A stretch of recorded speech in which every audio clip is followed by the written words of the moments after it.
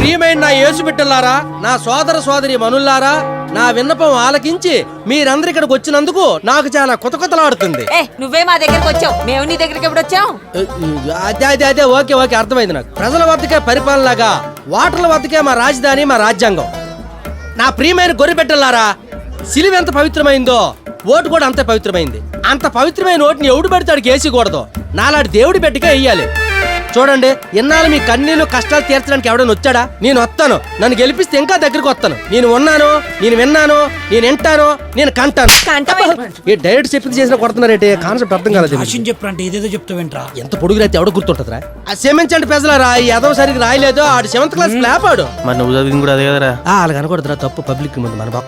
మా ప్రియమైన క్రీస్తు బిడ్డలారా, మీరు గానీ డివిజన్కి నన్ను కార్పొరేటర్ గా గెలిపిస్తే మీకు మరుగు సమస్య, మురుగు సమస్య, పేడ సమస్య, పీ సమస్య, పంట సమస్య, పెంట సమస్య, బారు సమస్య, బీర్ సమస్య, ఏ సమస్య ఉండదని మీ సమస్య మీద ఒట్టే చెప్తున్నాను. అసలు నేనేగా అధికారంలో ఉండుంటే అప్పట్లో నేశ్వరబాబు గారికి సిలువ వేయనిచ్చేవాడిని కాదు, అసలు సిలువ మోయనిచ్చేవాడిని కాదు. అప్పట్లోని ప్రభుత్వం తుచ్చ ప్రభుత్వం, ముష్టి ప్రభుత్వం, పాపిష్టి ప్రభుత్వం అని నేను మనం చేసుకుంటున్నాను. అబ్బా, యేసు ప్రభు ఇక్కడ ఉట్లేదురా. నిన్ను తన్ని అక్కడ సిలువేసా త్రాపరు నువ్వు. తెలుసు కానీ నువ్వు మధ్యలో ఫ్లో ఆపుకో. మీకు చివరిగా ఇచ్చే వాగ్దానం ఏంటంటే, నన్ను కార్పొరేటర్ గా గెలిపిస్తే జెరూసలేంలో జరిగే ప్రార్థనలకి మీ అందరిని బస్సులో ఫ్రీగా తీసుకెళ్లి ఫ్రీగా తీసుకొస్తా.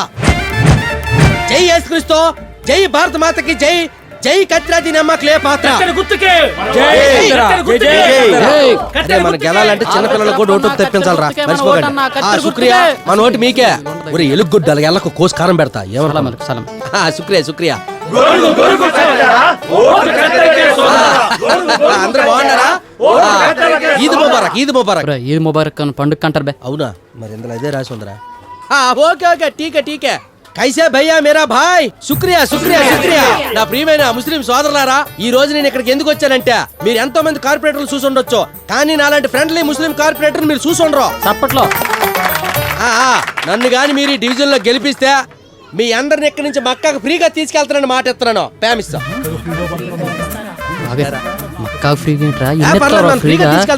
పెట్రోల్ డీజిల్ ఎంత అవుతుంది?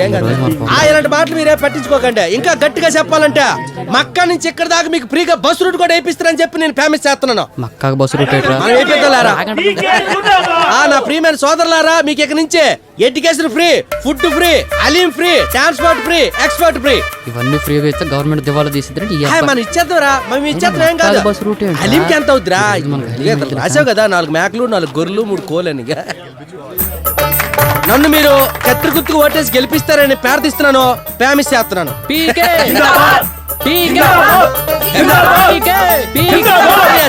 వెళ్తాను, గెలకపోతే మళ్ళీ వస్తాను. ఆగండి అని చెప్పిందనండి. రే మీ ఎదో డ్రామాలు వద్దురా, నాకు తెలుసు కానీ అంటున్నా. రే మాకు ఇది కొత్త ఏం కాదు, ఇలా స్టేజ్ ఇరిగిపోయి కింద పడిపోవడాలో మాకు అలవాటే. గానే మీరు వెనక నుంచి ఇలా తోసి దోపకంటే ఓట్లు అయితే సరిగ్గా ఏంట్రా బాబు. జిమ్ము గిమ్ము గట్టి చేస్తాను కాబట్టి సరిపోయింది, లేదంటే చూసుకుంటా.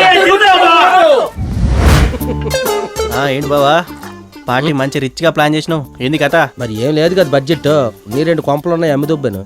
అమ్మేసే మీరు ఇక దొబ్బు తాగడానికి ఇదంతా సెటప్ చేశాను. నువ్వు సూపర్ బావా.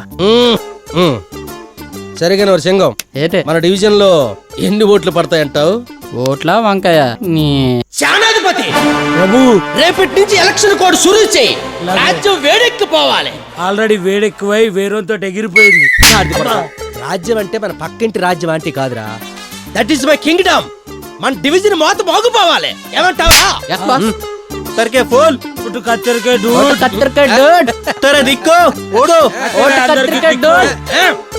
మంచి ఫామ్ లోకి వచ్చారా మీరు. ఆ మందు పోపెత్తాను కదరా.